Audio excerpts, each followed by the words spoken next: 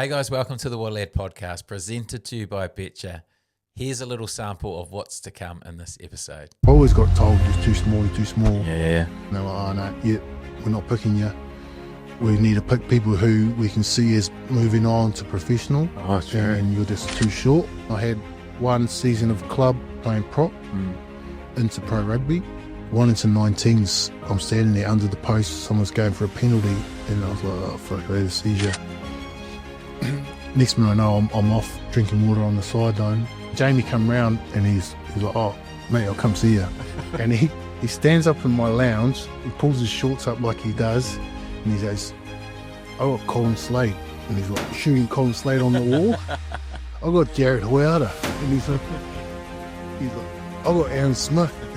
Gets his gun out, and then he looks at me and he goes, and I want you, Jacob Ellison. What a lad, what a lad, what a lad, what an absolute lad.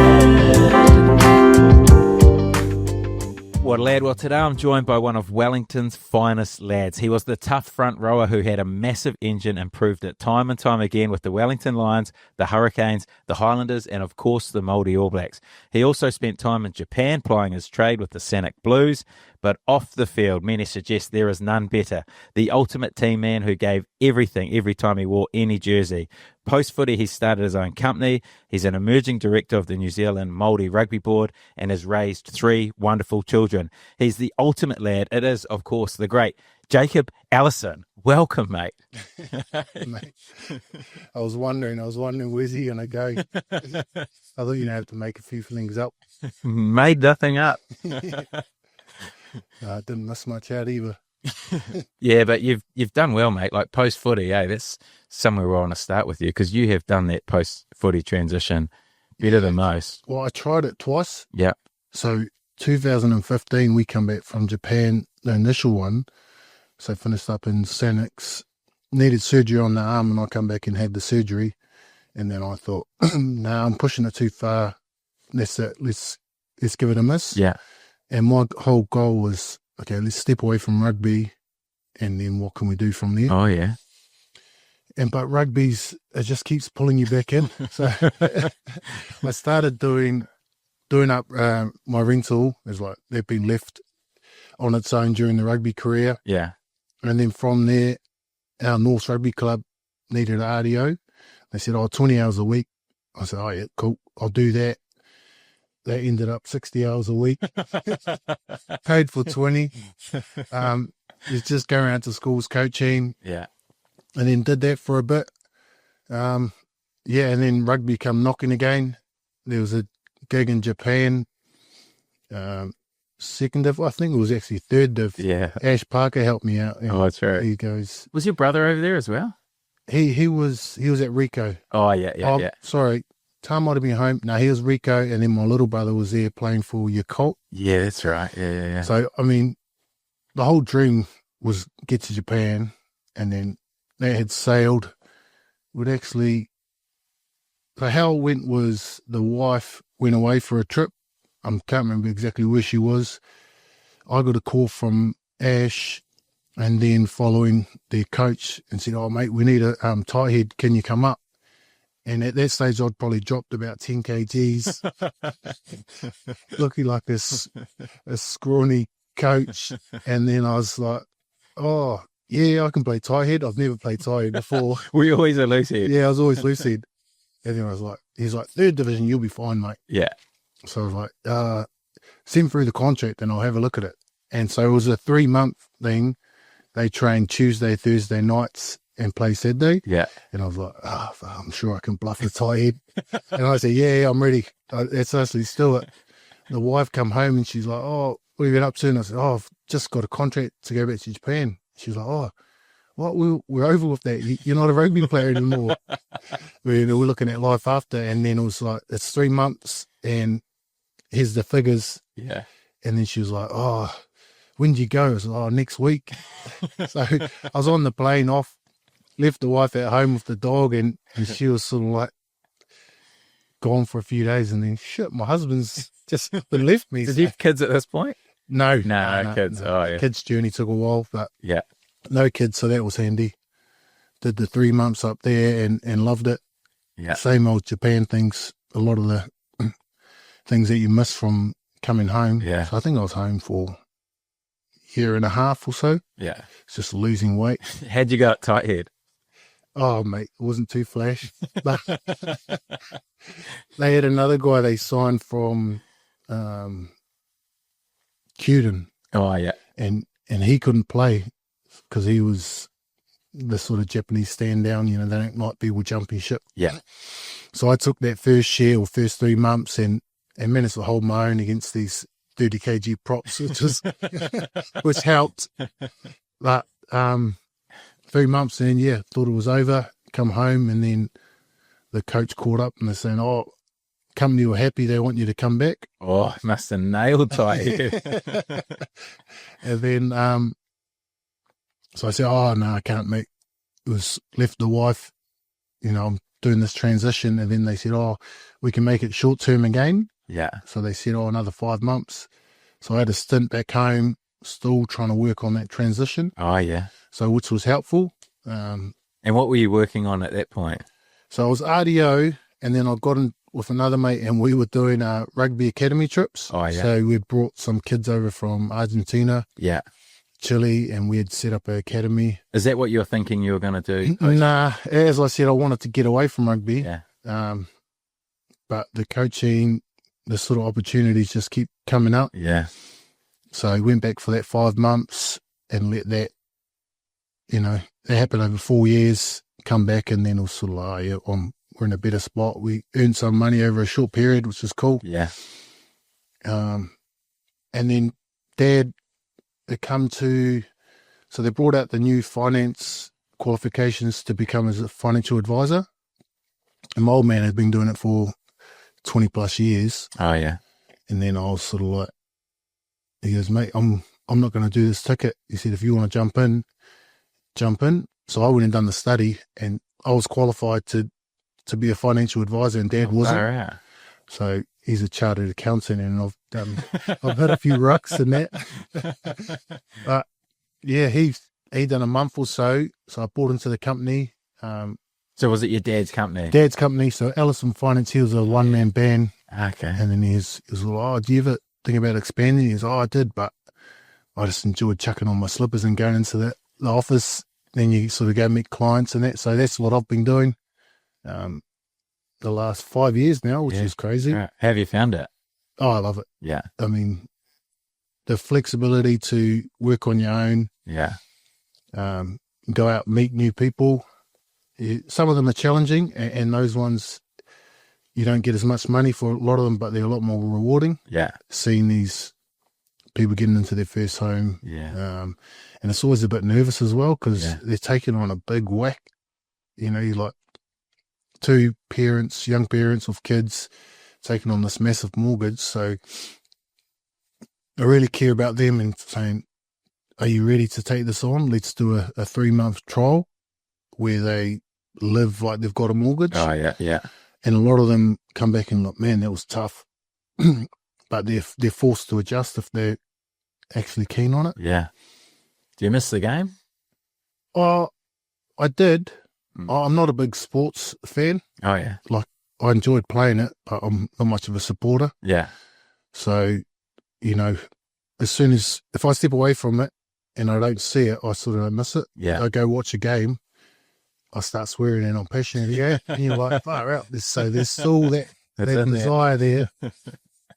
But I knew my head had enough. Yeah. So it was sort of like, I've stepped away. This is me done. Yeah. Were you always like that? Like growing up, were you not a massive code head? You didn't watch it? I was. So I played because the family played. Tam was playing. Yeah. And I guess as I said, I didn't follow sports. My little brother, Tam, were always sports. And I was sort of just drifting, doing my thing. Yeah. So it was more rugby. I ended up being okay at it. And so I just sort of followed that. When you're successful at something, you're like, oh, yeah, let's lean into that. Yeah, it's interesting. We've obviously had your brother, somebody on podcasts before, and he's your older brother, right? Yeah, yeah. The expectation, like obviously he was a child actor, he could sing, he could dance, he was an All Black. Was there an expectation on you to sort of follow that suit, or? No, definitely not.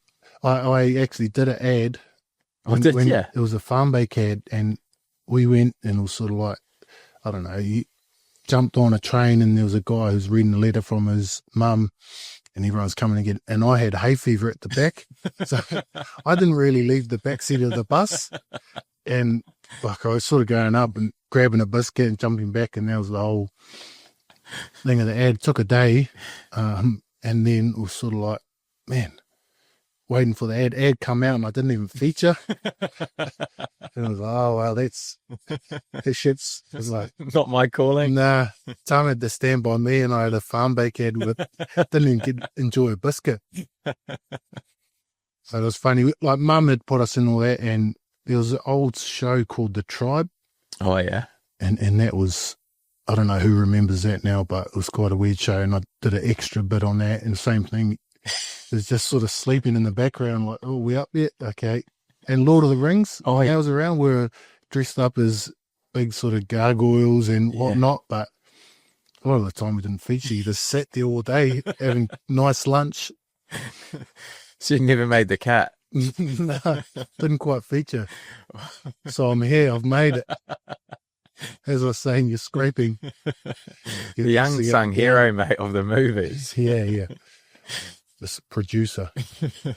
What about the rest of your sort of upbringing? Obviously, your two brothers, your parents. What was the rest of your upbringing like? We were sort of big into the Māori culture. Yeah. So our local school had a it was probably one of the first kura kaupapa. So before there was actual Māori schools in kura kaupapa, we had a total immersion unit. Oh, yeah. And so we're in that, and we had some pretty talented teachers who had grown up in Ratana Pa. And so they had, which is a Māori church, middle of the island, I can't remember where it is, but the leader of South Side of Bombay, what's the time, Mr. Wolf? He was our teacher, and so it was just music, kapahaka. He was an artist as well, so it was sort of like a different schooling up, you know. And then we went on to intermediate, and it was again, we had a good Māori unit there. Sure. And we got to college, then I realised I couldn't spell in English, you know. And we were trying to catch up. So all of that was in Māori? Yep. All of that was in Māori, but the sad bit about it was teaching in Māori, karakia, a lot of the work was in Māori, but would still speak English to our mates. Oh, okay. So as a conversational language, you sort of didn't use it as much. Yeah, okay. Whereas now the kura kaupapa, they're expected to speak into their Māori when they go home. Their families speak into their Māori, so it's a lot more conversational. Yeah. Whereas our parents, they were wanting to get the kids into te reo, but they couldn't speak themselves. So they went back night classes, and so it's quite an interesting thing for them to throw us all in. Yeah. But 5 kids, older sister, Tam, me, younger sister, younger brother, so bang in the middle. Yeah. Or that middle child syndrome. But, you know, we're awesome family, all 2 years apart. Oh, yeah. So when mum and dad, clockwork. It's that time of the year. Time for another one. Yeah. Your brother wasn't far off. He's 6 now. He's 6. Oh, I think that's down to his wife. He should be keep going if she was around, I'm sure. And you've got 3. We got 3. So when I got married, it was like, I want 8. Oh, yeah. And then just the journey to get to our first baby was massive. It was 2011, I think we got married, and then sort of we tried for 7-8 years. So really? Okay. Ended up having to go down the IVF route. Yeah. And we finally got our daughter Maya, which was awesome milestone for us. Yeah. I had a few coaches like, mate, you need to have a baby, you need a baby. And I was like, what's this about? And then once we had our baby, I was like, oh, yeah, cool. That's sort of the rugby stuff, or the drinking, or, you know, the things you could do as an athlete when you had a bit of spare time was now we're focused on a kid, which might have been what they were saying to me. But yeah, and then we had our second one naturally, which was cool, and she came out. And then we ended up having another one sort of straight after that, which passed away sort of late in our Oh shit. so passed away late in Anna's pregnancy. Yeah. And so that was tough. That hit us, hit her quite hard. Yeah. And then she was like, oh, yeah, well, I'm keen to go again. So we went down IVF again. And then same thing happened. So we got late to the pregnancy and we lost another one. So how hard's that for you? Like, it was real hard for me, but harder for my wife. Yeah. So it was being strong for her.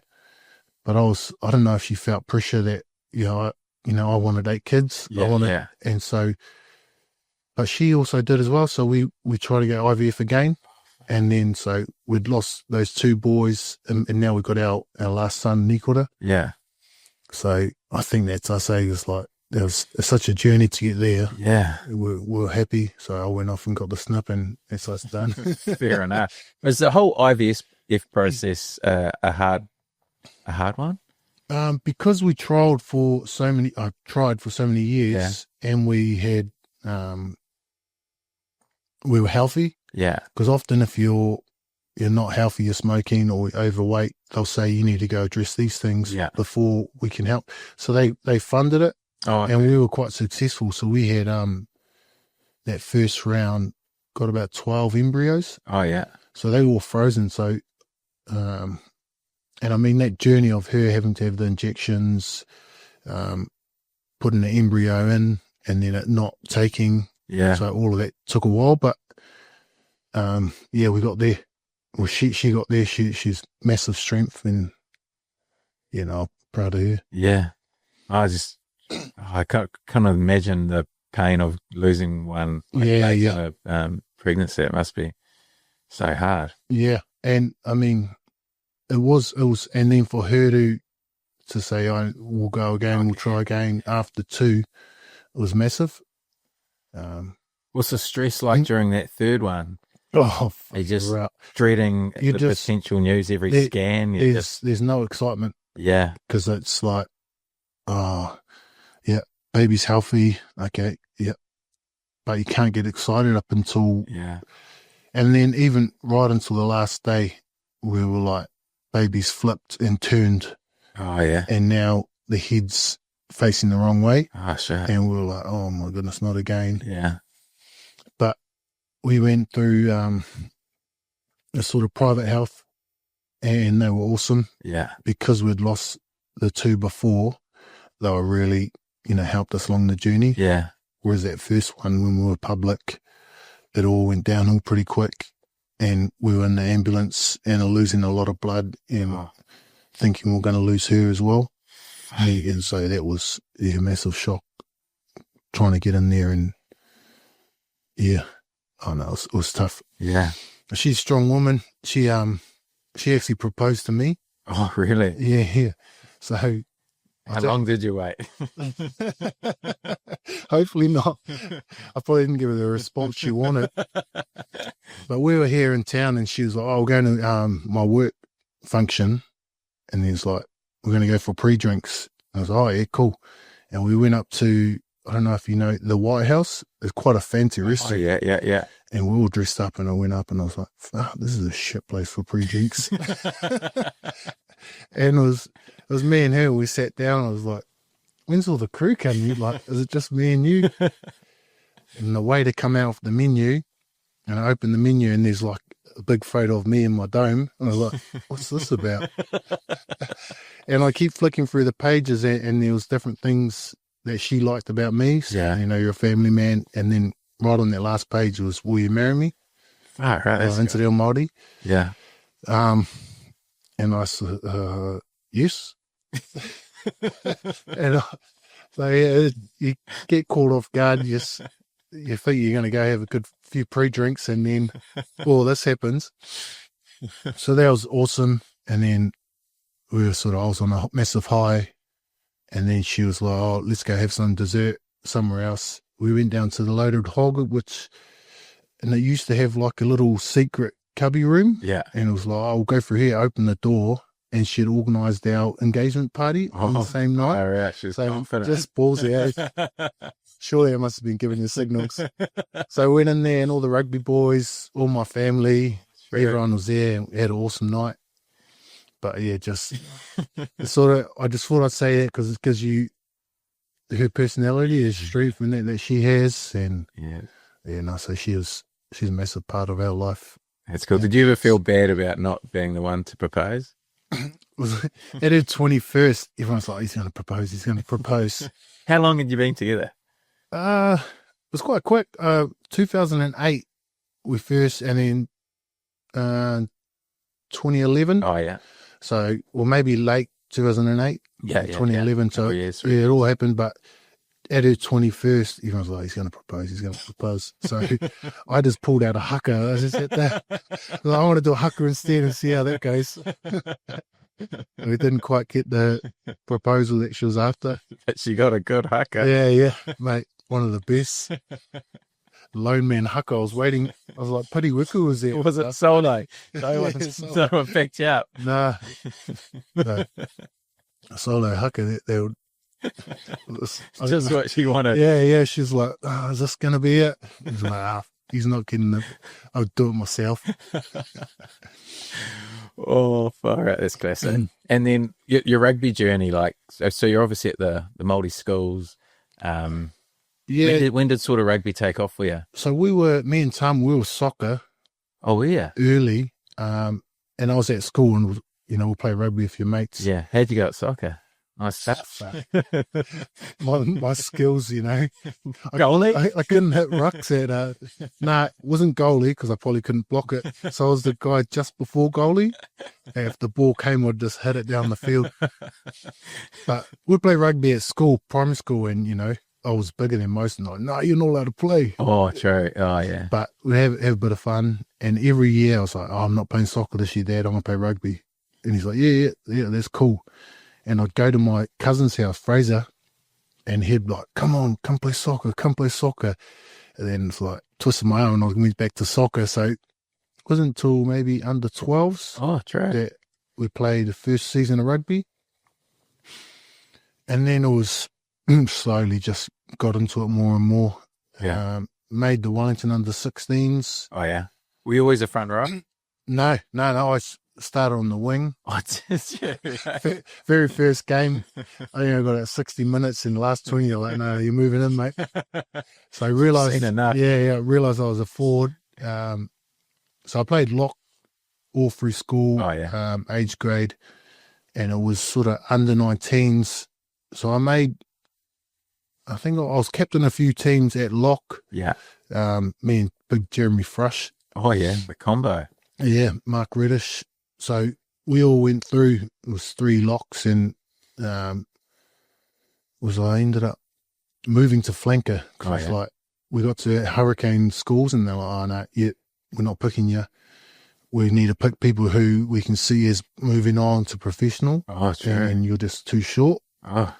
So I was like, okay, well, maybe I'll go flanker.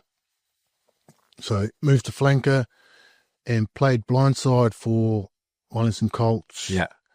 And then we got to New Zealand 19s trials. So I made the trials for that as a 6, then trialled at 7, trialled at lock, trialled at 8. And they're like, you're on standby. It's like, you're not quite a 6, a 8, a 7 or a lock. So then that's where the thought came, okay, well, maybe if I can get my scrums right, I'll go in the front row. Was this your thought or did... This is my thought. Yeah. And one training was like, we're academy, is like, okay, front row is outside. And I was like, I'm going to go out. And they're like, what are you doing?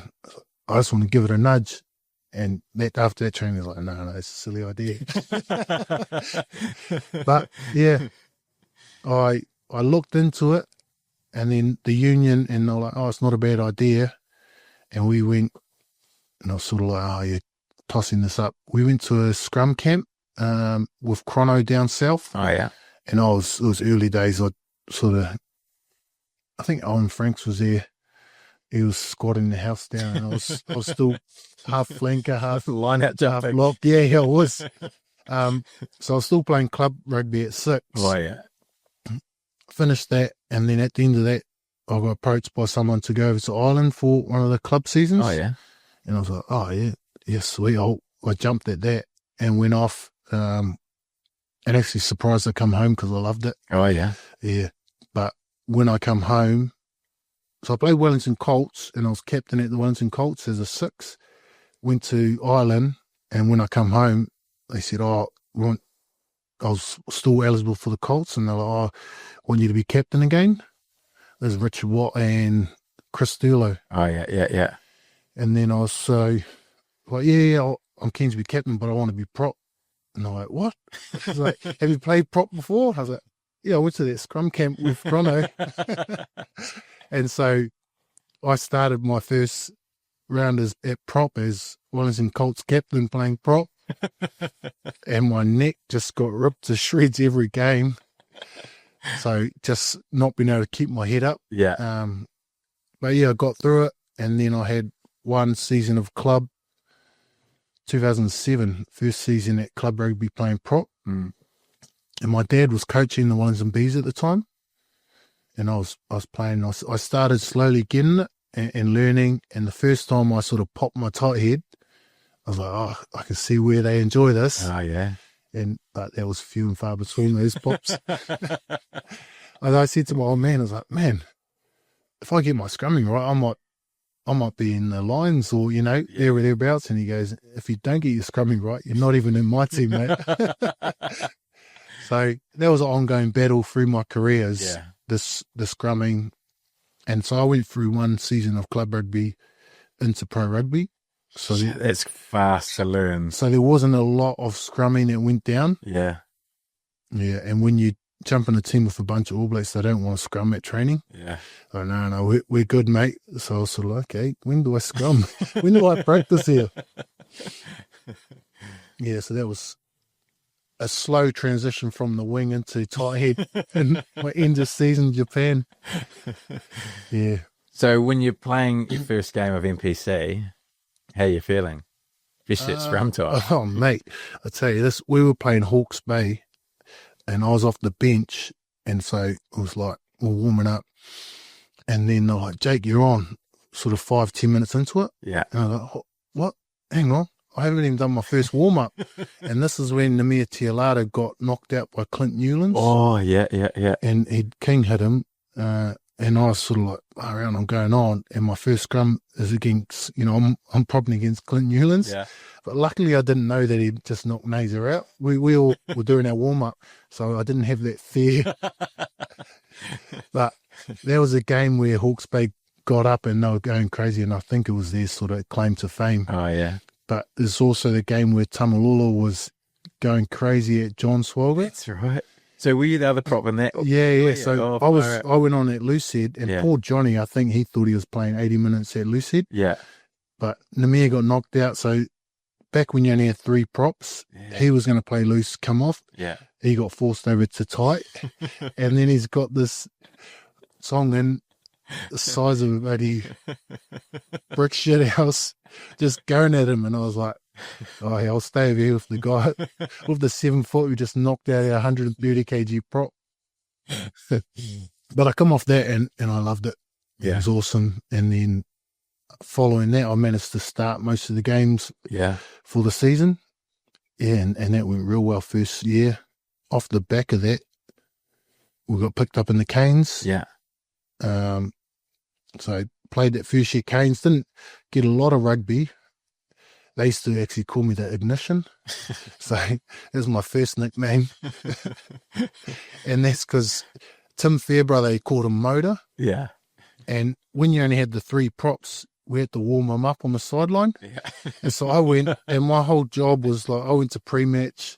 I had my own motel room, and all I did was warm Tim up for a few scrums. And then he got on the field. And the cheek of him, because I ended up getting on the bench, and he's like, nah, we got to get rid of this role. And I was like, after he'd just been smashing my neck on the sidelines, he tried to pull cut on the roll. I was like, no, mate, you need to warm me up. So, yeah. And then first season Super, then we made the New Zealand Māoris off that. Man, it happened quick for you, eh? Yeah. So, I mean, Wellington Colts prop, and then sort of a year and a half later, I was in that New Zealand Māoris team. Yeah. How'd you find that? That would have been a cool experience for you, especially with your that was awesome. I mean, the Māori culture was light on Māori culture, but everyone sort of got up. Pepeha, we had Thomas and Scott Waldrum, who hadn't been exposed to it. Yeah. And so you can see the progression of people sort of opening up. We were lucky that we got exposed to it as younger kids. Yeah. And so we helped in that area. But a lot of them, they left there and they went and got their full tamo. Like, yeah, they're on now. And those tours are always pretty loose, especially back then. One of the boys had his 21st on that first tour. Don't need to name his name, but he went out and the boys tried to have him 21 shots. Yeah. And we wake up in the morning and they're like, boys, training's been called off. This fella can't get out of bed. We're going to do weights in the morning. You boys go do your weights and we'll train in the afternoon. And then so he got to the afternoon and he fronts up and he comes out. He was like, good on you, mate. You made it. And everyone was proud that he made it. And I was sort of like, all right, this is different. Yeah, and you go on quite nervous. Yeah.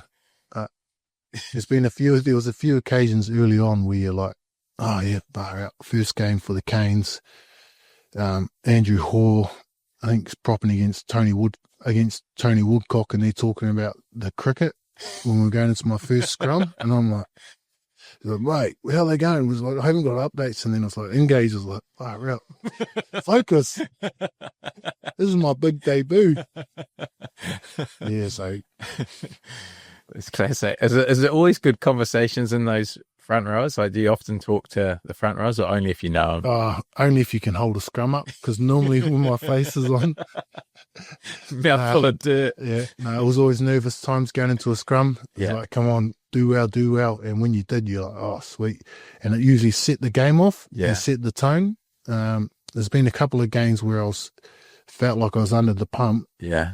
And it really affected the rest of my game. Yeah. Because you're like, oh, shit, I'm not a scrummaging prop. Yeah. But I need to focus, make sure I'm still doing the other areas. Yeah. Yeah, so there's not a lot of banter when you're too nervous. But other props did. They used to like to buddy. Yeah. And was that through your whole career? Like you never felt comfortable at scrum time? Yeah. I was just going over all my sort of years and the different things I'd done last time. I was like, what? So I didn't, maybe Canes, I played 30 odd games, but I only started 3. Yeah. But off that, I made that New Zealand Māoris 3 times and then the Junior All Blacks once. Yeah. So it was sort of like, scrumming wasn't my strong point, but I think they did see the potential to get better. But I just didn't get enough games under my belt, I don't think. Yeah. Or it sounds like even reps at training. Like Yeah. I mean, when you got Hori, he knew how to scrum, he knew what he was doing. Yeah. So it was sort of like, you'd hit the scrum machine and that was about it. Yeah. Yeah. And not quite the same. No. The scrum machine didn't try and force you into the ground as much. He just let you have a go at him. So then how did you end up at the Highlanders? I probably can step it back a little bit. Yeah. And so 2010, I think it was, I ended up getting I got a bit crook from my guts. I didn't know what it was. I think it was end of season booze up and all the boys went out. Yeah. And I had a stiff back and I went into coaches and I was like, oh, bloody stiff back. Like, no, you'll be right. Go to the bloody pools and loosen up.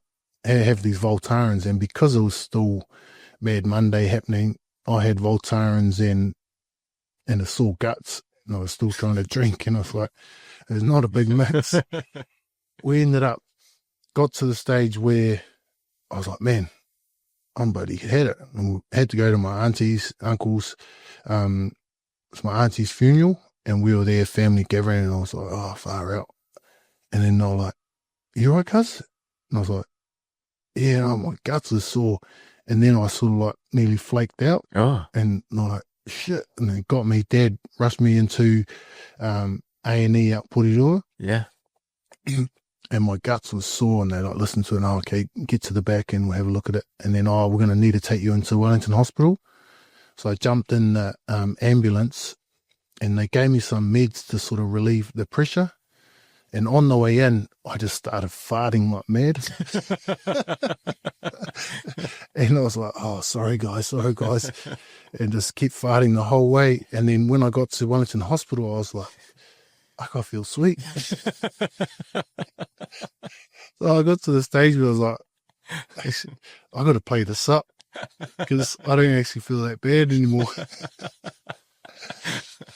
But it dragged on a bit, and then I was at home, and Jamie's like, mate, we want to name you in the Māori All Blacks, and I was like, oh, my stomach was still no good, and then I was like, and he goes, oh no, well, what did they say is wrong for it? And they said, oh, not sure. They said it might be in my head.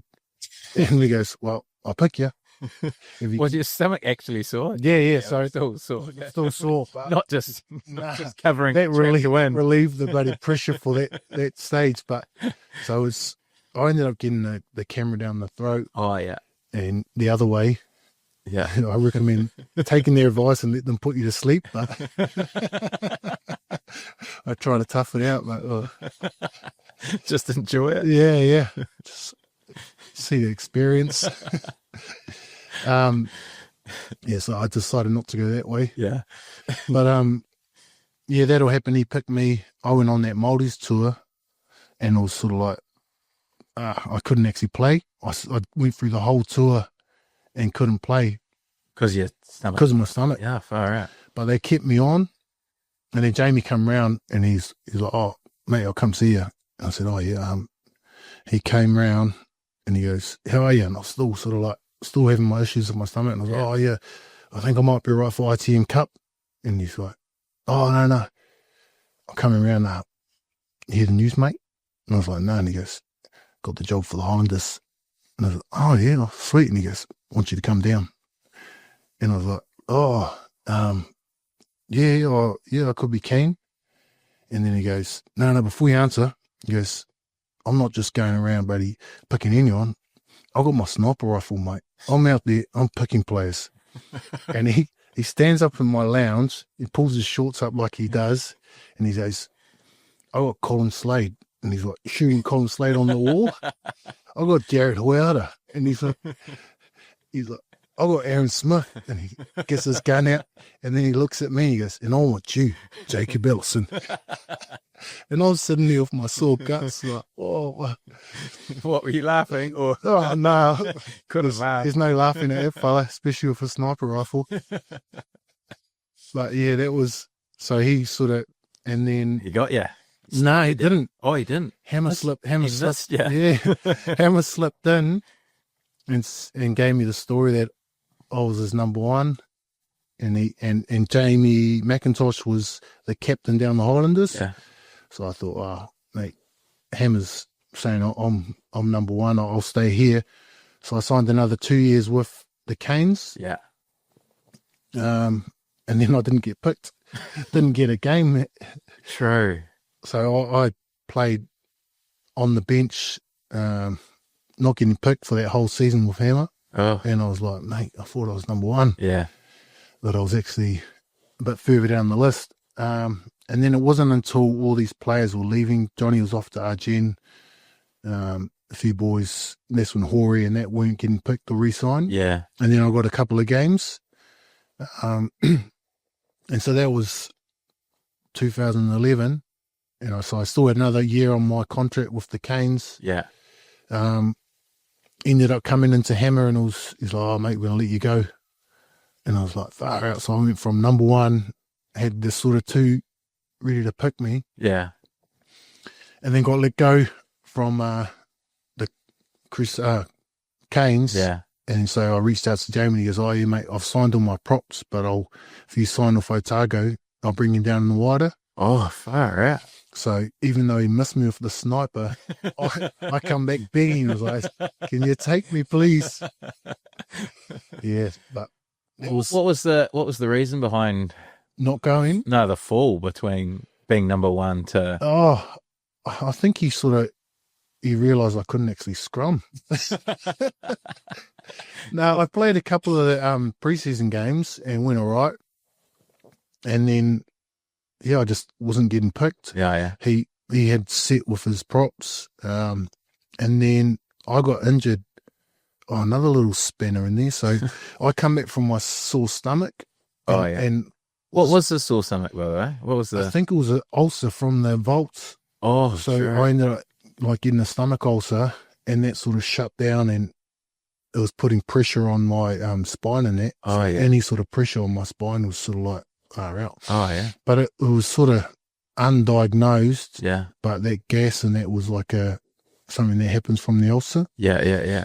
So that's back when physios were like, mate, you want some candy? And I was like, what's candy? It's vaults. And I was like, oh, what's that for? This is a pre-match. What's that for? And he goes, just gets you ready if you're a bit stiff. I'm like, oh, vault. Yeah. And he's like, want a muscle relaxant? I was like, see other older boys taking it. Yeah. Oh, yeah, I'll have two. Pre-game at the sort of pre-lunch. And I was sort of like, what's going on here? Yeah. They say.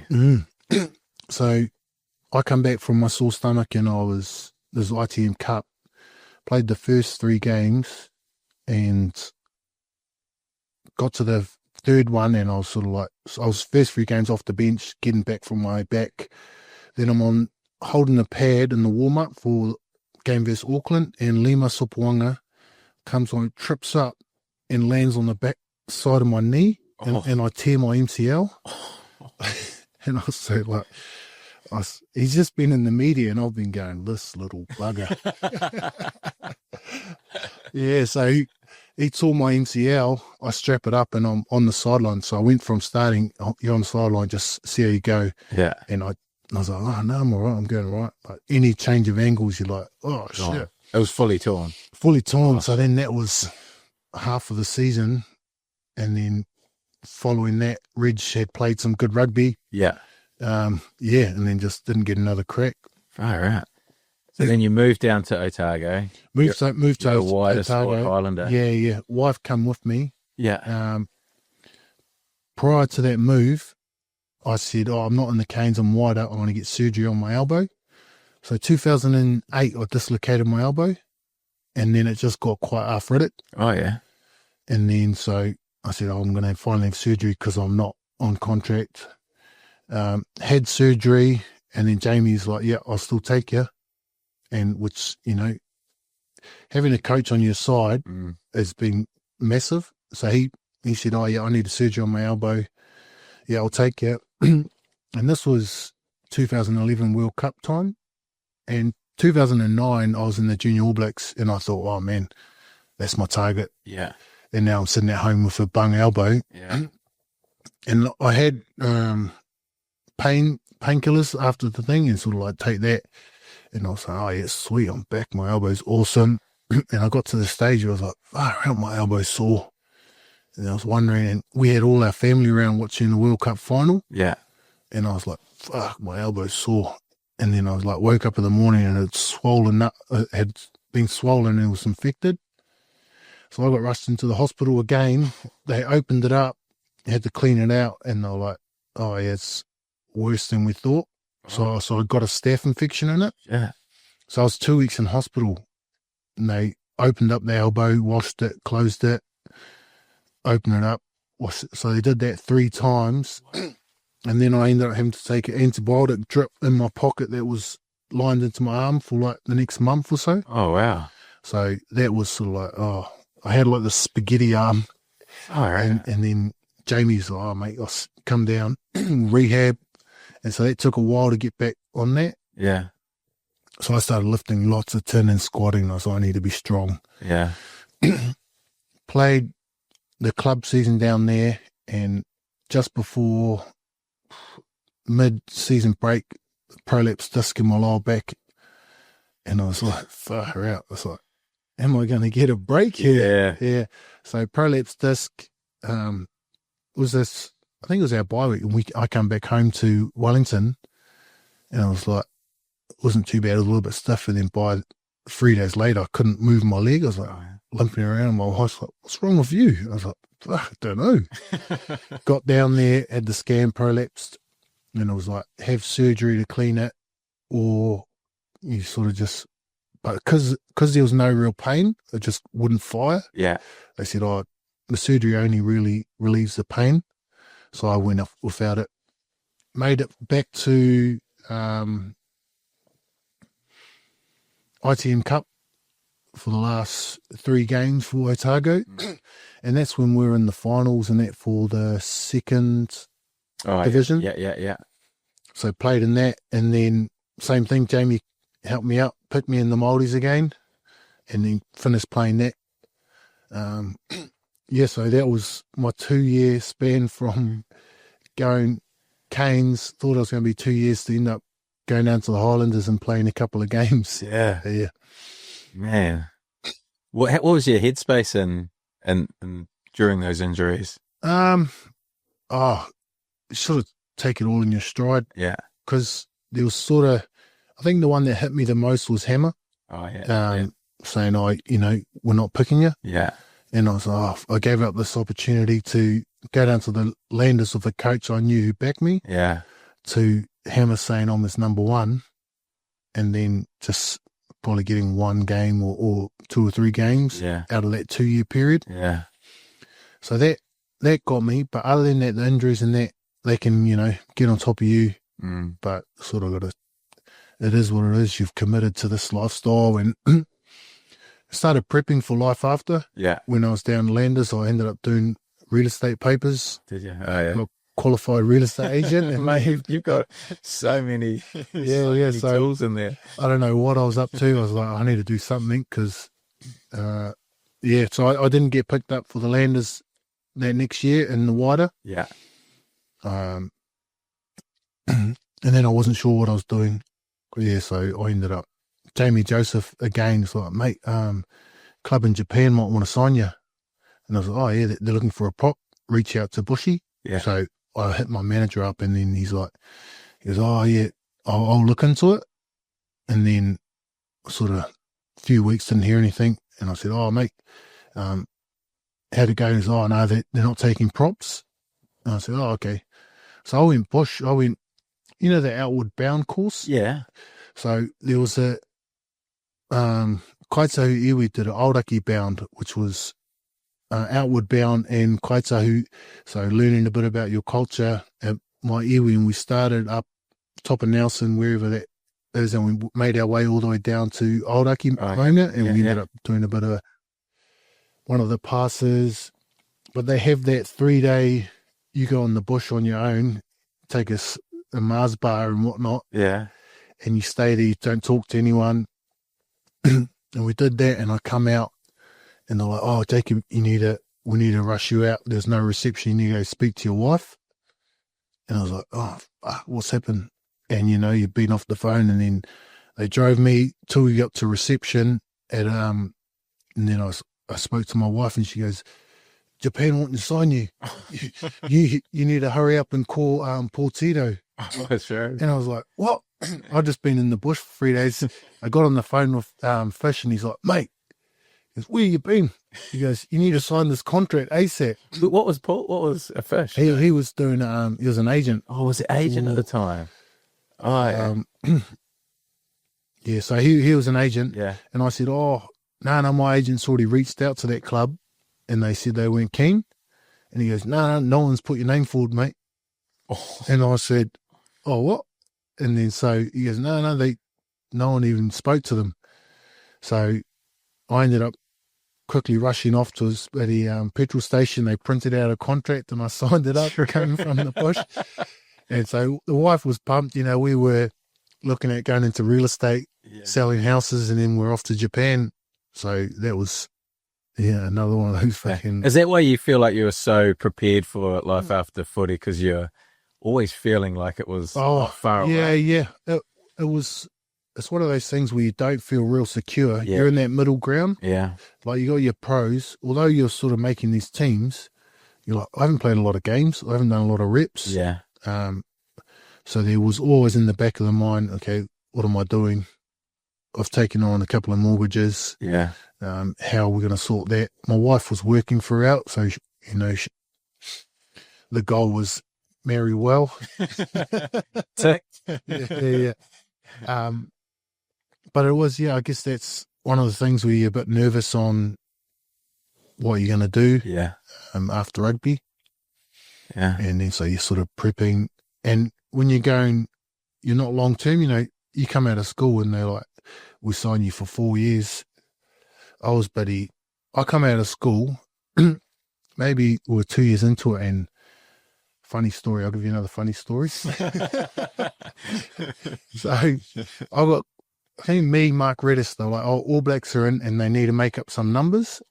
And I was like, oh, yeah, all the keen as winning. And back in the day when they had a bit of money, they gave us the full strip. Oh, yeah. And so we were training in the full strip All Blacks. And they got to the area where it was sort of like, okay, we're going 15 off 15 live. And I'm like, Jake, you're on. We didn't have another flanker. And I was like, far out. And you don't realise how intense, because, you've only done academy. Yeah. You don't realise how intense All Black training can be. So that was my only sniff of the All Blacks. But full contact, run through, Christian Cullen makes a break. Yeah. And I've cut off 2 players trying to tackle him. I had a massive dive and didn't get him. And I was like, oh, shit. So that was over. And then I was sort of snap back to reality because I was still working at McDonald's. I was the guy who tried to fit this small McDonald's hat on my massive dome. But we had a casino night. Yeah. And it was like a McDonald's Christmas party. And I've gone from training with the All Blacks, trying to tackle Christian Cullen, to this fake gambling night Christmas party. And then, so we went where I ended up winning a TV and a stereo. So, leaving. Hopefully my wife doesn't mind. I ended up finding myself a partner for the night. So I'm going back to her house with a TV and a stereo under my arm. We stayed there. Then in the morning, we turned the newspaper over, and there's me diving full stretch trying to tackle Christian Cullen. And she's like, are you in the All Blacks? I was like, oh, mate, they've got me sort of, it's kind of like the Artie Savea thing where they test me out for a bit. And then I'm walking home with a TV and a stereo under my arm and a folded up newspaper trying to tackle Cully. I was like, oh, did you ever go All Blacks? Oh, mate, I came close. I tell you what, I came close. Close from Christian Cullen. Yeah. Oh, far out. It's funny. And then you said you just signed in Japan. So then how'd you find it once you were over there? Yeah. Oh, that was awesome. You go over as a prop, you're probably not going to play all the games. So you played a lot of those preseason games. Yeah. And, when you played the Cokes, you're like, you'll get a game here. But you only allowed those 2 foreigners. So those spots got taken up pretty quick. So our first year was only second div, so I think we allowed a few more in. Oh, yeah. But on my second year, they went making top league, and then I got 1 top league game. True. And it was the same thing, just Ben May was there as well. Oh, yeah. He was tight head, so Bama came over. He was like our adopted son. He lived across the road and had no one there, so he'd come over. Hey, big fella, auntie, where are you? I'm coming for dinner. And he'd just roll in on us. Yeah, after that, as I said, I come home from Japan and I was like, my elbow's no good. So I had surgery and that was me done, ready for life after. Yeah. You played you had a long career, but didn't play a huge amount of games, so when you think about it. First pro contract was 2005. Yeah. Pro, semi-pro in Ireland, where you're getting paid good money. Yeah. Come back, and then 2020 I finished. Yeah. So dragged out over a few teams, but as you say, not a lot of consistent games. Yeah. A few injuries. Yeah, injuries obviously. Yeah. Exactly. The other thing was epilepsy, eh? Yeah. How was the battle with that? Were you born with it, or? Yeah, it was more sort of teenage years it came along, early teenage. What's the first one like? Oh, it was. I remember my memory for the first one. So I don't drop to the floor in big shakes. Oh yeah. I'm sort of migraine, start swearing. My left arm sort of clenches up. Oh yeah. And so before school, I remember having one. you don't actually remember it, but afterwards, and then Mum's like, "What? Are you all right?" And I was like, "Yeah, I think so." She goes, "Well, you going to fucking school or not?" And she didn't realise what it was. Yeah. It was like a migraine headache. And then during my rugby, I had a couple, but it was just managing that, trying to work out what was a head knock, what was a seizure sometimes. Yeah. And so that was an ongoing thing throughout my career. What causes them? Do you know? No, not sure. I know, just comes on. Yeah, I'd gone through so many periods of EEGs, MRIs, CAT scans, trying to catch a few of them on. Yeah. But just never really caught one, so they couldn't see it. Yeah. So you diagnosed with epilepsy, trying all these different meds, but they just weren't working. Yeah. And then probably over the last 8 months has been the longest stint I've had none. Oh wow. Oh cool. Yeah, and it's been amazing, eh? Yeah. It's because it was going for a period where it was just 3 months, have one. Oh yeah. Yeah, I remember Wellington 19s, I'm standing there under the post, someone's going for a penalty, and I was like, oh, fuck, I had a seizure. Next minute I know, I'm off drinking water on the sideline. Video shows the ball's coming right down to me, and I just sort of walk off the field and the ball just bouncing. Everyone's like, what's this guy doing? You don't remember any of it? Nah, but there's that period where, sure, I know it's coming, and then it happens, and then I'm like having water, but the whole time people are sort of saying, you're right, yeah, I'm having a seizure. I can sort of have a conversation where they said it's not quite typical of that being able to communicate. Yeah, I can't remember who I was talking to the other day about it, but they said I don't know if you were driving or in the passenger seat, and you just said, I've got a seizure coming on. So just be prepared. I'm going to do this, and this, and then you did it, and then it was all sort of done with. Yeah. And then there was another one of the things where you're like, I didn't black out. I sort of knew what I was doing. Yeah. But after a seizure, you're not allowed to drive. Yeah. So it was like, fuck, I'm not driving. So my wife does the driving. Oh, yeah. I'm passenger. And now that I've gone 8 months, I'm like, shit, I'm, getting to the period where I might be driving again. Yeah. Yeah, so that was, and I had a few head knocks during the career. Yeah. So all the compounding seizures, which would have been hundreds over that career. Yeah. A few head knocks in that. 2020, I was done. Yeah. So. Fair enough. Well, I wasn't. I was about to sign another two. But lockdown came and it was a blessing that I did because now I know it was the right time. Yeah. And you had a seizure pre-game before running out? Yeah. When was that? I think we're under 19s a game, so there must have been a period, and it was kick-off. Captain, you're right. And I was standing there and I'm like, no, I'm not all right. And I just walked off the field. Oh, yeah. And it was same thing, like seizure just about to start. Yeah. I ended up North Harbour. I remember having one on the gap field. Oh, yeah. And I was sort of down, and then I had it, and then I sort of remember sort of coming to, and over the speaker, he's like, what's the fucking story? And it's Jamie Joseph. He's like, if he's tired, get him off. And he's like, he's having a seizure, Jake. And he's like, oh yeah, sorry, mate. Okay. So I come off. So everyone knew you had them? Yeah. Everyone knew. Yeah. Well, the doctors a lot more. Yeah. A lot of the players, some of them will get a bit of a fright. Yeah. Growing up, I used to say F and Jesus a lot, and my wife's taken a notebook, and the amount of profanities or random things I've screamed and whatnot. Oh, yeah. So, yeah. But I've slowly sort of like, hopefully I'm on top of it. I feel like I'm on top of it. Yeah.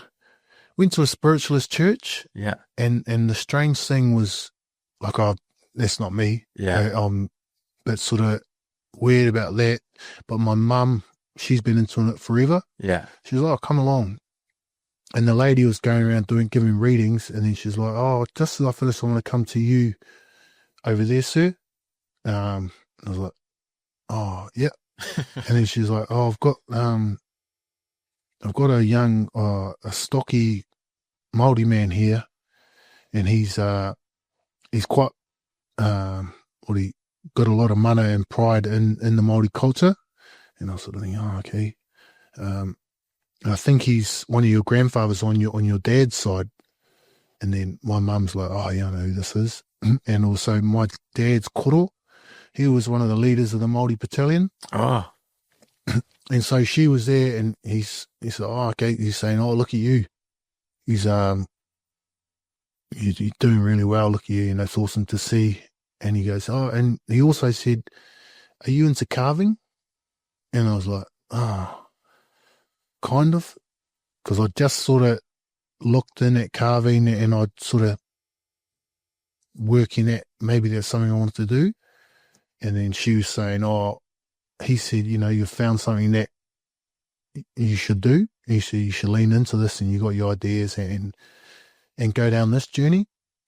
And so when I went home, I went to my wife, I was like, babe, I'm allowed to spend all this money on my carving tools now. So my granddad said, he came to me, my koro, and then, yes, I've linked into that since, and also been on these new meds, but I haven't had a seizure since. All right. And I don't know if that's, again, I haven't been really open to that side, and I didn't believe it. Yeah. The older I get, you kind of think, why would people just make it up? Yeah. Like there's no benefit to them. Yeah. So, yeah, that's been awesome. So different taonga like this I've been making, and cool. Yeah, leaning into. And do you sell those as a side hustle? No. It's more of a hobby. Give me 2 or 3 hours at night away from being a mortgage broker and a dad, and go out there and make them. That's cool. And I've been giving them away, making them for family. Yeah. A few people have approached me and asked me, oh, can I have one? And I said, oh, well, yeah, I've got this. And they'd give me a koha. Yeah. And then other people have hit me up, oh, I'd like to buy some off you. Yeah. And I've sold a couple, but it's that thing where you're like, oh, I don't feel like selling them. Yeah. Because I don't feel like I own the stone. Yeah. But you've put a lot of work, and someone's going to enjoy it and wear it. So it's. Where do you get the stone from? This one here is from Nelson. So I went down the river and got this one myself. Oh, yeah. So that was cool. How do you know which ones to, how do you know? Oh, you don't. You learn, person who takes you can help show you. Yeah. Some of them I've purchased off people, like blocks. Yeah. Kaito iwi allow you to buy things if you're a registered carver. Yeah. But I haven't gone down that route yet because it's a hobby and I'm not sort of going to lean into it. Yeah. It's not a side hustle. Yeah. Although people start referring it to as that. Like, no. This is a hobby, mate. Or it could be like you deserve to be paid for what you're doing. Like going down to Nelson to find the rock and then carving it for 3 hours. Yeah. And your fingers take a beating, eh? Yeah. Like trying to do earrings, I'm like, I don't want to charge you, but I need to go get a pedicure or a manicure. Yeah, so, but it's one of those things where it's more of a hobby. I enjoy it. Yeah. And then also enjoy the thing of gifting it. Yeah. And then people wearing it and what I might meet to some of them. Yeah, that's cool. Yeah. Man, you've done a lot. And what about your entry into the New Zealand Māori Rugby Board? Oh, yeah. So that role come up as a role on the board. Yeah. And I thought, oh, man, I'm passionate about rugby, passionate about Māori culture. Yeah. And you sort of know that in governance is where a lot of proper action happens. People down on the floor are the mahi, they do all the work. But how do we move this in the right direction? Yeah. So that was something that I'd sort of looked at as a good option. Applied for that role, and they said, oh, no, you've missed out, but we're keen on you sort of jumping on board as an emerging director. Mm. And I didn't know what that meant. And I hadn't been on a board before. So I hopped on and I learnt, but I was on there for a few years. I'm not on there anymore. Mm. I've been asked to apply to be on the board again. Oh, true. But the whole time they were dealing with the governance restructure. And so it was a lot of booksmith, I think that's all wordsmithing. Yeah. checking wording. Oh no, this is what we need to put this on, so we're backed up here, and it wasn't what I expected. The New Zealand Māori Rugby Board, they don't have a lot of teeth. A lot of it is done by the NZR. Oh, yeah. So they're given $90,000 a year to run all Māori rugby. Far out. And then that gets split up between the 3 unions. So Te Tini Maui gets 30 grand from NZR. They also get help with, I guess some people in the New Zealand Rugby Union, where there was Matua Luke, who's passed away now. But they've got people in there, Tiki Edwards, who have been helping run Māori rugby in there. Yeah. But it was the stuff around players like myself. Often when I was captain, it was like, we want you to speak in Māori. And I was like, oh, yeah, okay. And it was like, yeah, sweet, Jake will do it. And it was often Kane's, all these, we've got these guys, Ma, Conrad, Joe Collins and Jacob. And it was like, oh, yep, off I go to Māori TV.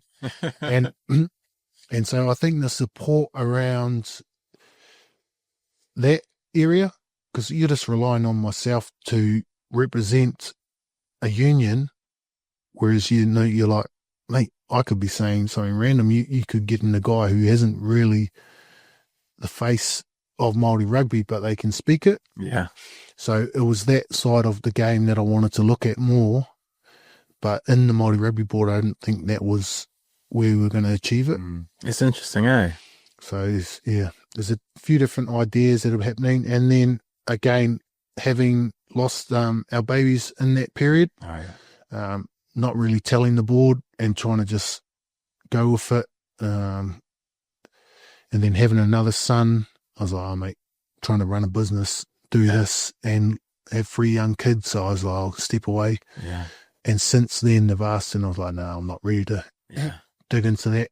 Because you got to be, good with your time. Yeah. If I want to do something, I want to do it well. Yeah. And I wasn't able to do all of those things well. Yeah. Sometimes you got to say no to things. Yeah. And you're a yes man by the sounds of it. You've done all sorts.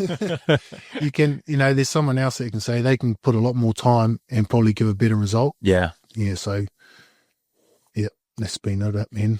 A few different things. What a journey. You have done it all. Well, we have gone to the questions, and oh man, so many. The lies. And what happened with the Japanese doctor and his penis diagnosis? Oh man. You spent time in Japan and you realize how tough it is sort of getting answers from the doctor and knowing what's going on.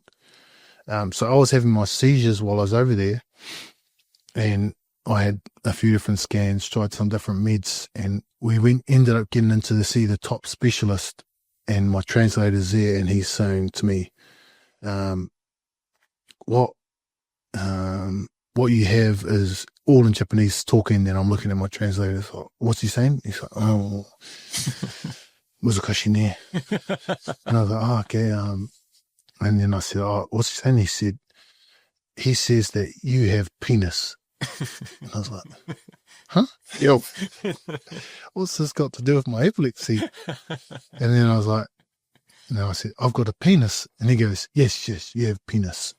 And I'm like, no, hang on. This is not coming across right.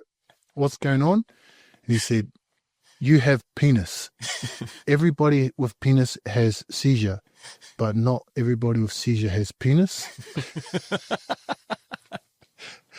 And I'm like, he's like, do you understand me? You know what's going on? I'm like, mate, nah. Hold on. So I've got a penis. I said, but you've got a penis and you don't have seizure. And he goes, I don't have penis. And I'm like, oh, what's happening? And then I was sort of like, my broken Japanese, and I said, chinko desu ka? Because the chinko is Japanese for penis. And he's like, what do you mean, chinko? And I was like, Oh, and then it ended up being an acronym. So PNES, and it was, I can't remember exactly, cyclo non-epileptic seizures. And I was like, oh my goodness, it was like the penis story, just the miscommunication between a doc, but it took about 5 minutes to come to, I've got these type of seizures that. You get the penis seizures. Yeah. Sometimes. Oh, that's good. Yeah, that was a buddy. You have penis. No. He goes, you got penis. I know penis. Oh. Okay, ask him about the yellow jersey and Jamie Joe telling him to keep it on at the end of your function. Oh, mate. End of year breakups is probably why I've hung in there so many seasons. Like, I just enjoy. We won't cloud the full kid. Yeah. He goes, I heard he can run a good bloody court session. Yeah, so yellow jersey, I don't know if people know what it is. I challenge you to a drink. If I can finish it first, I get to keep the yellow jersey and you write it on. And I was 1 year time, and we brought it out to Tisei Bay. And then, so I'd won the jersey and I had it on. I think I was up to like 10 or 11 challenges. Yeah. And my dad's there and he's like, take off the jersey, mate. Take off the jersey. But he pissed. And I was like, oh, you know, I'll go take it off. And then Jamie Joe's in my ear. He goes, you can't just give it up, mate. They got to win it. He's like, they got to take their jersey off you. And so I just hung on to it until the guy at the Marinade, local pub, I don't know, somehow I was giving it to him. And then I ended up going one day, he was doing a mortgage for a guy, and he goes, you don't remember me, eh? And I was like, nah. And he goes, I challenged you for the yellow jersey, and you just gave me it. I've got it hanging in my garage. So this guy doing a mortgage for, he's got the yellow jersey in his garage. Yeah. I'm not sure if that's why I'm his broker or not. Oh, so you obviously played with Tums for how many years? A few years? Yeah. Well, 08, and then ended up going Highlanders. Oh, true. Yeah. And then in Corita, Yeah. I done 2 years, and then they were like, oh, we want to get Tamati. Oh, yeah. Can you talk to him? And I said, oh, well, here's his manager. And he ended up coming over. Yeah. And then my very last year, they said, oh, we want your little brother. We want the Japanese Barrett brothers. So all three of us ended up playing together for our last season in Japan. That's cool. And yeah, that was awesome. All walking out together. Yeah. Yeah. There wasn't many national efforts down in the third division, but yeah, but that was awesome. Like, I played a lot with Tam. I hadn't played a lot with my younger brother. Yeah. So getting us all there. Tam had 5 at the time. I had 1. Yeah. Lee's had 2 kids. So we had our own little kohanga reo up there. That's cool. Yeah, it was cool. Special times, the Japanese Barretts. Yeah. We want the Japanese Barrett brothers. Best mindfuck hype up story Jamie Joe has given you pre-game. Is there a story there? Oh, no, not that I can comes to mind. He did. He used to mindfuck with you, and it's sort of like, this is how you get. He'd often sort of make a big, like, I remember one time we were talking, and it was sort of like, okay, here's the ruck, and he goes to the chair and just throws it down on the ground. Yeah. What are we going to do to a ball here? And it was sort of like that impact. And he used to get me though, like, Yeah. I'd live off that, pump me up. But we got to a stage where he was doing it 2 hours before game at our pre-line outs. Yeah. And I was fizzing there. And I was like, oh, I still got to wait 2 hours. But yeah, no, there's no story. There might be a story that there's been a few head knocks, so I can't. Do you notice that? Or do you notice your head knock? Do you notice symptoms from it now? Yeah. Like, just coaching. Yeah. And I was watching, and, you know, a lot of the coaches are in there holding the hit shields and that. And I can take one, and I was like, nah, I've got a headache. And after seizures, the side of my brain would feel like it's had like a decent whack. Oh, yeah. And that sort of got worse over time. And I'm not sure head knocks, seizures, but Yeah. it's sort of something that I've sort of get mindful, get scared Yeah. of. Yeah. Like you see a Carl Heyman story and Yeah. it sort of like gets you a little bit nervous. Is you fine with your memory and Oh, fine. Wife wouldn't sound fine. I couldn't find my headphones today, so. But yeah, day-to-day stuff, it's that long-term memory still there. yeah. Every now and again, where have I put my wallet? But I think all that's quite That's pretty normal, yeah. normal for. Well, I'm the same with those pads. I can't hold those pads. If someone smacks the Yeah. pad, man, I get dizzy straight away. Yeah. I don't know whether that's normal or not, because I'm sure if you grab some punch off the street, just feel like my head's not conditioned to Yeah. taking the hit anymore. I mean, you've probably taken less hits on your head than me. And you're known for cleaning out with your head. That certainly was not me. Yeah. Yeah, interesting. Okay. Ask him why he used to hang upside down on bunk beds. Oh, this has been a full reversal. Was it? I asked Tom the same question on the podcast. Oh, no, just following his lead. Is it him? It didn't come from Tom's. Wasn't it? No. Oh, well, that's the question I asked of Tom's, but he used to do it. And it was a kind of, what do you might have been, 8, 9, 10-ish, Yeah. hanging upside down. And it was more about the blood rush and the size you'd get after a blood rush. All right, we'll just leave it there. Oh, it's good. Okay. What's your skincare routine? Skincare, oh, that is next to none. Nothing. No, bar of soap and Wonder if people obviously impressed with this youthful skin. I did get called Benjamin Button a bit, Yeah. but that's because I'd just gone number one for my whole career, Oh yeah. and then Tom's gone full grey. Yeah. My little brother's gone bald, so I thought, oh shit, I need to grow my hair out and enjoy this while I can. But no, there's not a lot of skincare routine happening. Well, that goes on to the next one because it says, has Jake been to Turkey lately? As 4 years ago, he was permanently balding. Yeah, well, that's it. No, Turkey's the next trip to get my teeth done. But no, my dad's still got a full set of hair, Yeah. and he's got less greys than Tom, so I've just been a little bit lucky. Mate, you've got a full, strong set. I've still got a bit of a cedar or a hair, but that's natural hairline. Yeah.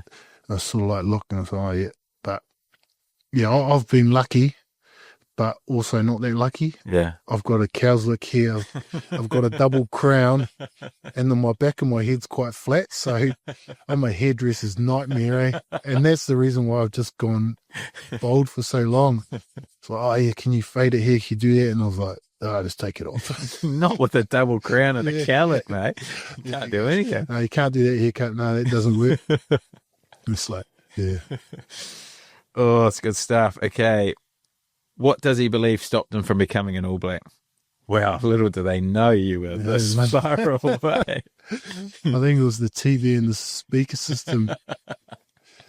It was scrums. Yeah. Yeah.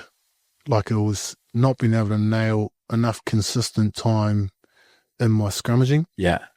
Or it could have been the Crusaders development team.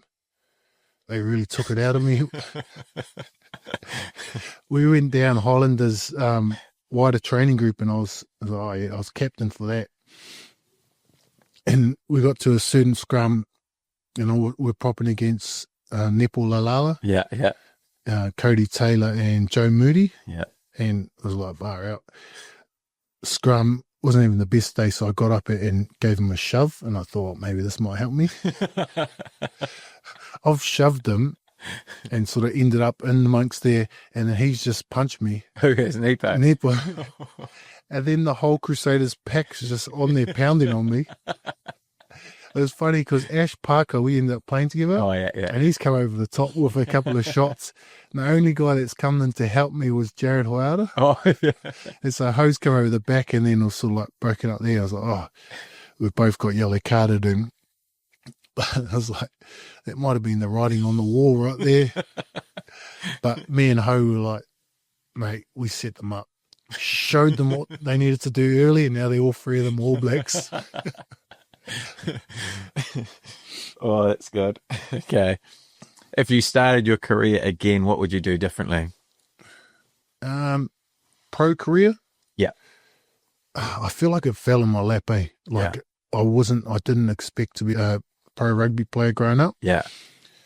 But I think I would possibly concentrate on strength over size. Oh, yeah. Go a bit more heavy in the gym rather than, because I always got told you're too small. Yeah.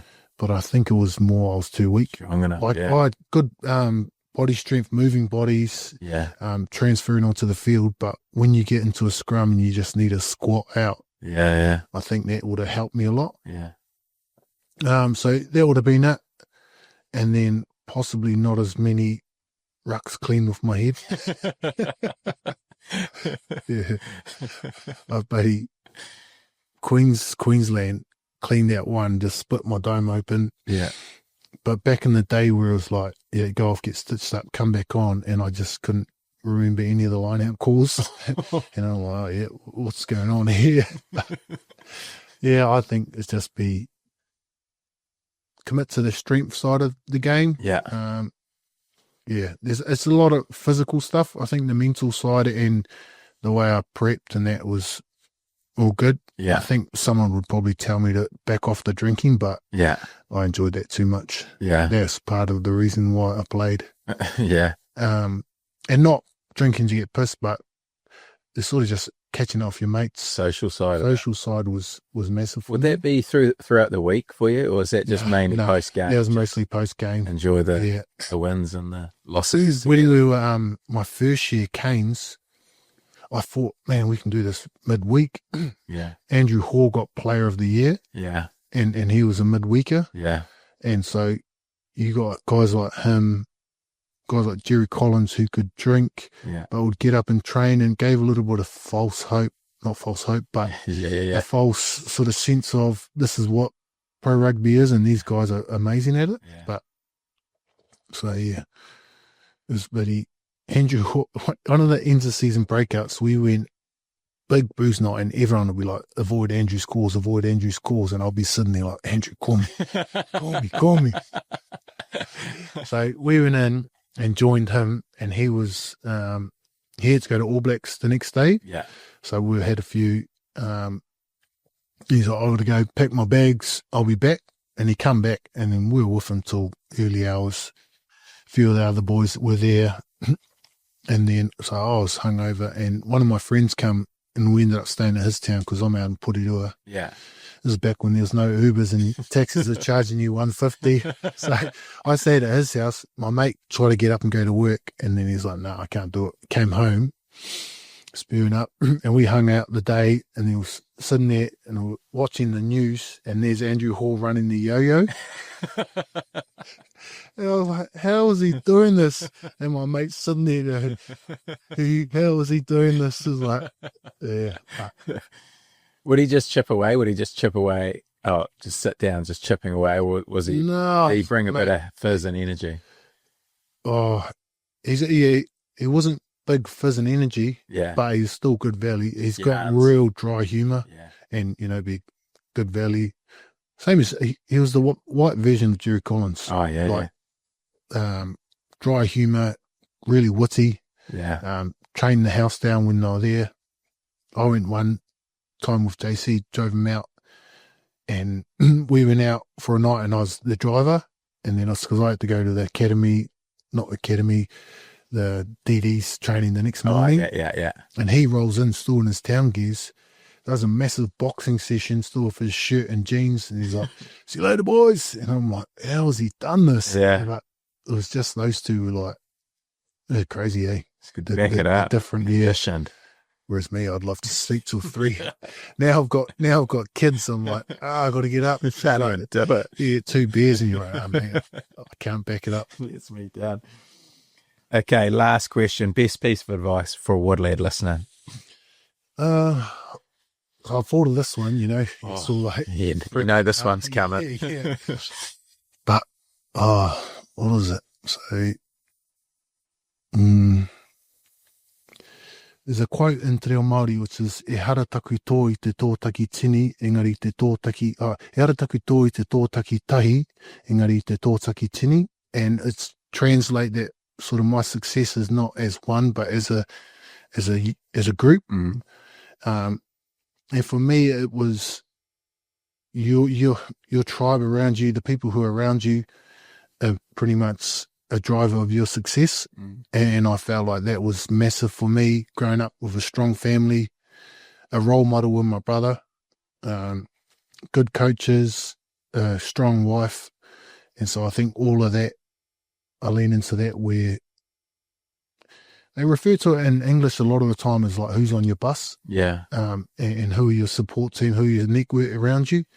And I think that's massive. Even in business, I've sort of adopted Bernie Upton as my my mentor, and he's helped me a lot. Being a one-man band, he's working in a big company, he can sort of teach you a few things. So that'll be the one. Keeping that support around you, knowing who's got your back, who's there forever. I mean, your rugby boys are there and they're awesome, but at the end of your campaign, they might be still in that team. So they got a bunch of boys, and when you come back together, they're awesome. But it's who's your wider group, who's with you for the long term, and who's on your bus that you need to kick off. Yeah, you're like, get off the bus, mate. Yeah. So that'll be the big one. And that's so good. And I've heard good feedback from, because you obviously speak at the induction day for the new Super Rugby players. Yeah. You've done that a few times, and everyone who's heard you speak to those guys says how well you speak to them. And I enjoy getting in front of them. Yeah. But I've done it 5 times now, and like you feel like you're so far removed. Like all your drinking stories, everyone's like, "We don't even drink, mate." Okay, what else we got? But again, like one of the stories I tell is when I signed my first contract with the Lions, my manager's like, "Oh, yeah, go in. I've looked at it, and you're good." So I just got sent in there to the union to sign a deal, and I was like, no manager come with me. Go to the CEO and it's like, here's your contract. And I'm like, is this it? And I was like, oh man, that's not a lot of money. I was like, I'll be better off staying at work. And then not knowing that I guess this is your progression into pro rugby. But I said, oh no, I'm good. And I didn't sign it. Oh yeah. And then I got a call from my manager who was like, oh, what happened, mate? You didn't sign it. And I was like, oh no, it was pretty crap. He goes, well, that's what they offer in your first years. And then I went to training and the coach was like, what happened? You didn't sign the contract? And I was like, no. And he goes, well, wasn't it enough? And so I can't live off that. Yeah. And he goes, well, go tell them what you want. And he goes, I want to sign you. So I went back in. Then I ended up tripling my contract offer that they gave me. Oh, give me a good sign-on bonus and sign me for 2 years. And so it's like that support group, the manager who's, your supporter, he's just sent this young kid on his own. Yeah, kick him off the bus. Yeah. So he was the same manager when I went to Japan. Didn't put your name in. Yeah. And he goes, oh, no, I'll put your name forward. And it was like, no, you didn't. And so mid-career, he goes to me, oh, just doing a survey, would you recommend me to other players? And I said, nah. And he's like, oh, I think caught him off guard. And he's like, oh, why not? And I said, what have you done? Yeah. You didn't sign my initial contract for me. Yeah. The next contracts just roll off the back of what I've achieved. Yeah. My second contract negotiations was when I got named captain. And I was like, oh, I'm holding off and I can get a little bit more now. Yeah. So getting that right support, that person, but I had the backing of my brother. Yeah. Me and a couple of other close mates, we disclosed what we were earning.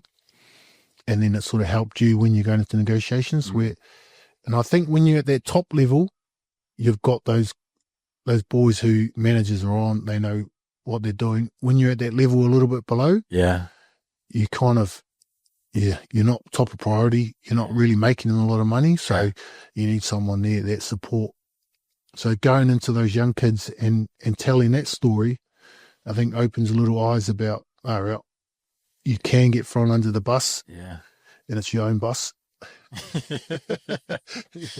Geez, that's a good one. Yeah. So, Great advice to finish.